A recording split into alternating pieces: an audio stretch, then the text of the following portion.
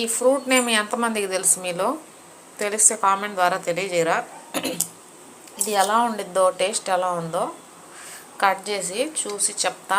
Taste బాగుంటే మీరు కూడా కొనుక్కుందరు, ఓకేనా? లేకుంటే డబ్బులు వేస్ట్ చేసుకోబాకండి. ఇది ఒక్కటి వచ్చి 75 రూపాయలు పడింది. హైదరాబాద్లో మా హస్బెండ్ తెచ్చాడనమాట. టేస్ట్ చూద్దామని తెప్పించా. అసలు ఈ ఫ్రూట్ వాట్ ఈజ్ వాట్ అని, ఓకేనా? కట్ చేసి చూద్దాం. ఈ ఫ్రూట్ని కట్ చేసి చూద్దాం ఇన్సైడ్ ఎలా ఉందో.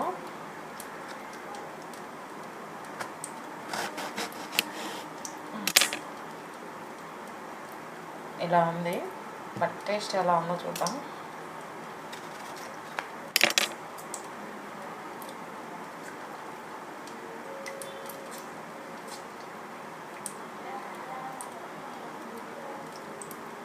టేస్ట్ ఇది లోపల గుమ్మడికాయ లాగే ఉంది, కానీ తింటుంటే కొద్దిగా సపోటా ఫ్లేవర్ వస్తుంది.